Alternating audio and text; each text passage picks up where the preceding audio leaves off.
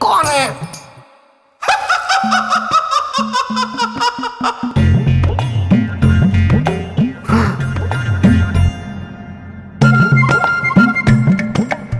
अरे मेरे मित्र मस्तिष्क कुमार, आओ।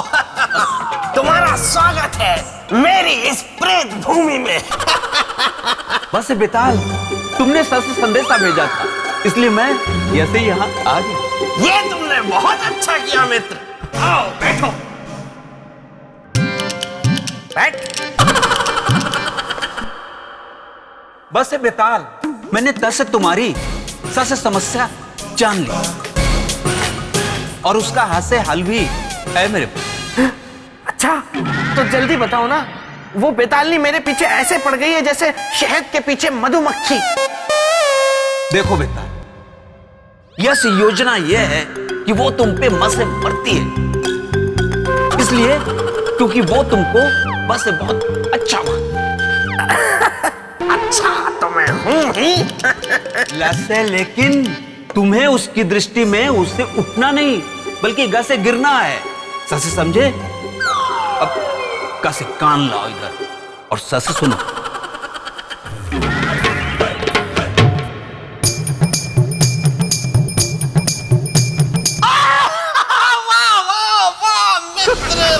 ये हुई ना बात।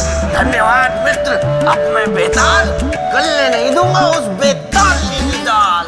अच्छा जैसे चलता हूं। ये हुई ना बात। गोलू, गोलू, बाहर आओ वहां से। मैं कहता हूं वहां से बाहर आओ। देवी जयलक्ष्मी कुछ कह रही है। सम्राट विक्रमादित्य ने जो संकल्प लिया था उसे पूरा करने के लिए वे राजमहल से निकलने की तैयारी में थे।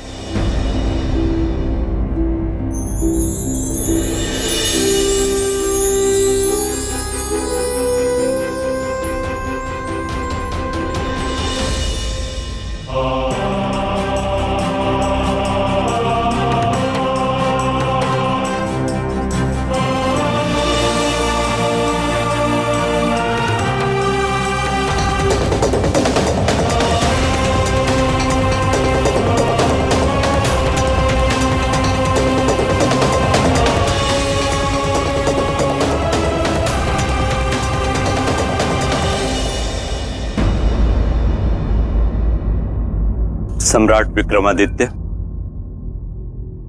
अब मात्र 12 घंटे ही शेष हैं। अब आपको बिजली की गति से भी तीव्र गति से चलना होगा।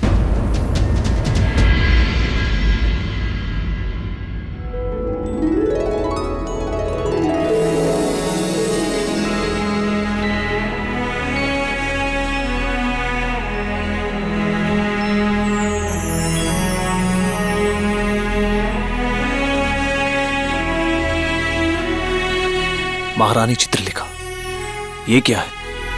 मिट्टी। मिट्टी? जी सम्राट, ये केवल मिट्टी ही नहीं बल्कि मिट्टी के रूप में आपकी प्रजा का जीवन है, जिसे मैं आपकी मुट्ठी में दे रही हूं। यदि ये मुट्ठी खुल गई तो इसमें बंद मिट्टी के समान इस धरती पर रहने वाले सभी लोगों का जीवन बिखर जाएगा।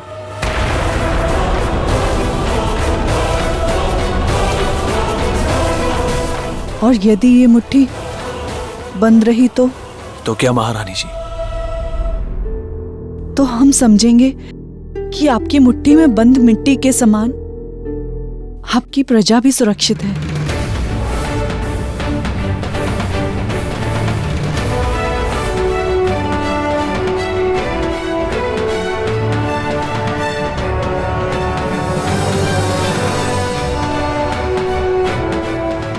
ये मुट्ठी बंद ही रहेगी।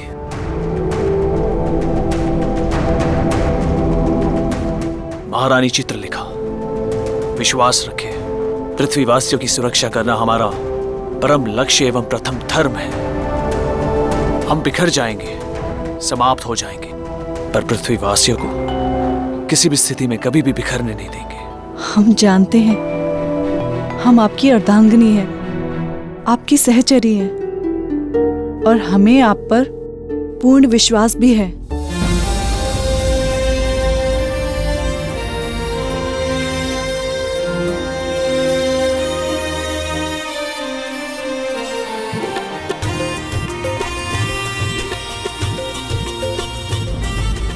चलते हैं। अपना ध्यान रखिएगा। आप भी।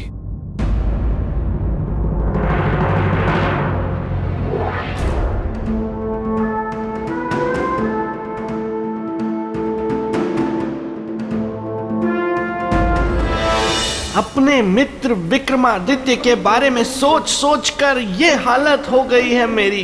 लेकिन मुझे पता है, मेरे मित्र के लिए हर विपत्ति फूल पत्ती की तरह है। वो हर समस्या को तपस्या की तरह लेता है और उसे साध के दिखाता है। भले सिर्फ एक दिन शेष बचा हो, चाहे राहु देव को भी क्यों ना रोकना हो, इस सृष्टि को बचाने के लिए मेरा मित्र हार मानने वालों में से नहीं था।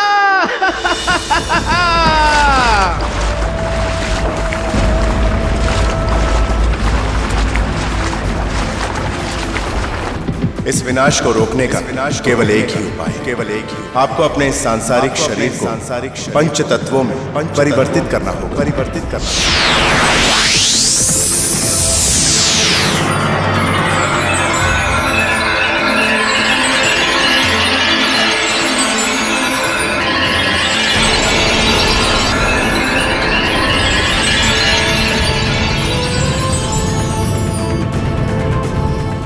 हम सौरमंडल पहुंच गए हैं, किंतु अब हमें शीघ्रता करनी होगी पुष्य नक्षत्र की ओर बढ़ने के लिए, ताकि हम राहु को रोक सकें।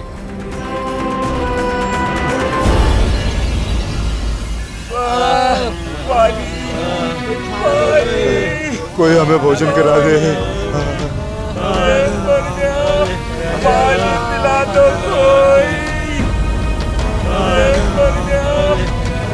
महारानी जी, हमें जल पिला दीजिए।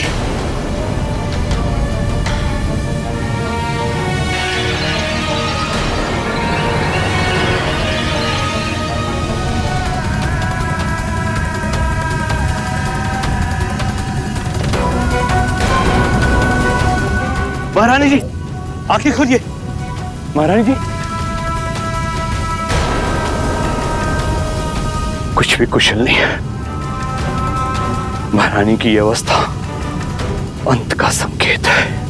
उधर सूर्यास्त होगा और इधर सब कुछ नष्ट हो जाएगा। अब बस कुछ पल और, उसके बाद युग समाप्त। राहु का अस्तित्व नहीं तो किसी का भी अस्तित्व नहीं। अंत हो जाएगा सबका आज, अंत हो जाएगा। राजन, अब कुछ भी शेष नहीं बचा था। राहु ने युग समाप्ति का शस्त्र चला दिया था। धरती के सूर्य का अस्त होना निश्चित था। क्षमा करिए देवी, आपके कथन के अनुसार राहु ने युग समाप्ति का शस्त्र तो अवश्य चला दिया था, पर अभी धरती का सूर्यास्त नहीं हुआ था। अभी भी कुछ पल शेष था सूर्य के अस्त होने का। कहने का अर्थ कि पूरे मन से किया गया परिश्रम और पूरे लगन और विश्वास के साथ किया गया कर्म कभी भी व्यर्थ नहीं जाता देवी। और फिर सम्राट विक्रमादित्य, चक्रवर्ती पराक्रमी सम्राट विक्रमादित्य, जो पृथ्वीवासियों के सुख और शांति के लिए निस्वार्थ कर्म कर रहे थे, वो व्यर्थ कैसे जाता देवी? वाह वाह वाह वाह राजा भोज, क्या क्या बात कही है तुमने। सामने होता तो माथा चूम लेता तुम्हारा।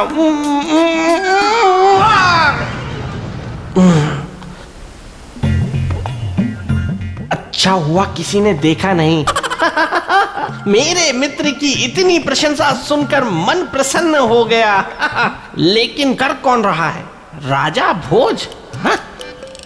राजा भोज चाहे कितनी भी प्रशंसा क्यों न कर ले, मैं अपने प्रण से नहीं हटूंगा। तुम्हें याद है ना, मैंने प्रण लिया है कि अपने मित्र महाप्रतापी पराक्रमी चक्रवर्ती सम्राट विक्रमादित्य के सिंहासन पे मैं उस राजा भोज को बैठने नहीं दूंगा, क्योंकि मैं हूं बेताल, गलने नहीं दूंगा राजा भोज की दाल। उस सिंहासन पे सिर्फ मेरा मित्र बैठ सकता है, या फिर कोई ऐसा जो मेरे मित्र सम्राट विक्रमादित्य की बराबरी कर सके। देवी, सम्राट विक्रमादित्य का संकल्प उस उद्देश्य को प्राप्त किए बिना सफल नहीं होता। आगे क्या हुआ देवी? मैं सुनाऊं? मुझे पता है देवी, आप कहेंगी कि तुम फिर आ गए। मैं क्या करूं देवी, मेरे पेट में बुलबुले उठने लगते हैं, और जब तक मैं यहां ना आ जाऊं बुलबुले शांत होने का नाम ही नहीं लेते। अगर आप आज्ञा दे दें तो आगे की कथा मैं सुना दूं। देवी, यदि आगे की कथा बेताल सुनाना चाहते हैं तो क्यों ना आगे की कहानी इन्हीं से सुनी जाए। वैसे इनके कहानी सुनाने का अंदाज भी बड़ा रोचक है, क्यों? ठीक है बेताल, तुम सुनाओ। धन्यवाद देवी। हाँ तो राजन, हुआ ये कि एक बार मेरे मित्र विक्रमादित्य जब छोटे थे तो उन्हें खांसी हो गई, तो उन्होंने काढ़ा बनाया, जो बहुत गाढ़ा बनाया। बेताल, क्षमा देवी क्षमा, मैं भावनाओं में बह गया, इसीलिए ये कह गया। हाँ तो राजन, हुआ ये कि राहु से भयभीत होकर सारे देवता इंद्र के दरबार में पहुंचे। एक तरफ था राहु ऐसे हंसता हुआ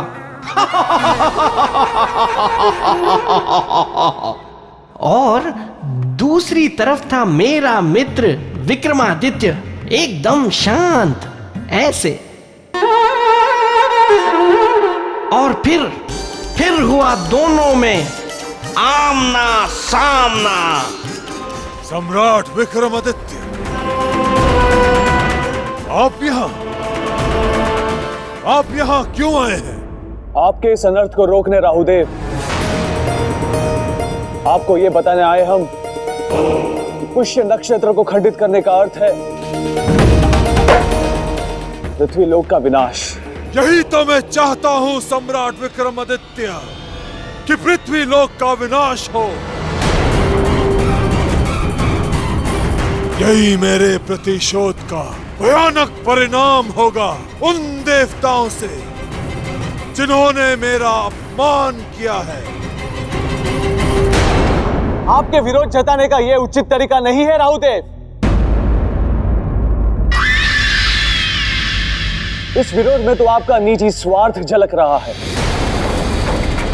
आप देव होकर अपने स्वार्थ के लिए निर्दोष मानव जाति को नष्ट कर देना चाहते हैं। इतना बड़ा पाप, इतना बड़ा अधर्म, वो भी केवल अपने प्रतिशोध के लिए।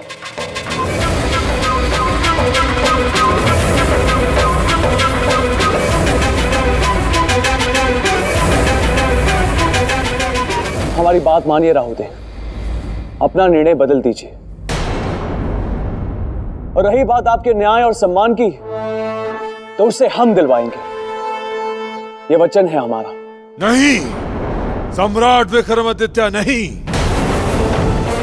मुझे अपना अधिकार लेने के लिए किसी दूसरे की आवश्यकता नहीं, और वो भी एक मनुष्य की। मुझे आता है अपना अधिकार लेना, इसीलिए भलाई इसी में है कि आप मेरे मार्ग से हट जाइए और मुझे अपना संकल्प पूरा करने दें। कौन सा संकल्प? पुष्य नक्षत्र को खंडित करने के संकल्प को? हाँ, वो भूल जाए राहुदेव, क्योंकि आप उस संकल्प को कभी पूरा नहीं कर पाएंगे। कौन रोकेगा मुझे? हम रोकेंगे, हम रोकेंगे।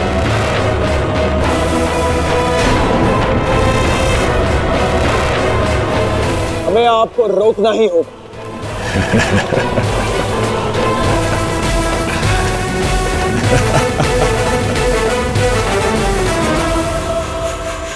हमें आपको रोकना ही होगा।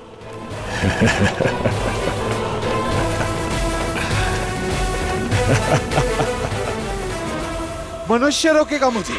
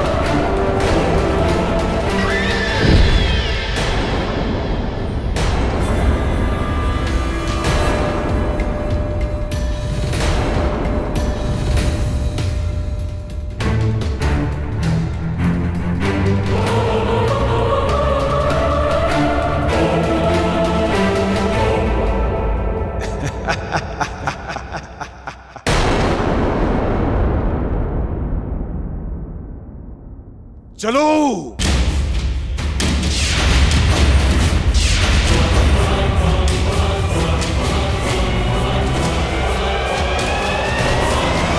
राहु देव को पता ही नहीं था कि वे जिसे साधारण मनुष्य समझकर ललकार रहे हैं, युद्ध कर रहे हैं, वो कोई साधारण मनुष्य नहीं है, बल्कि वो महाशूरवीर, महाप्रतापी है। राजन, इस बात से मुझे एक बात याद आई। एक बार जब मेरे मित्र विक्रमादित्य के पैर में एक कांटा चुभ गया था, तो पता है उन्होंने क्या किया?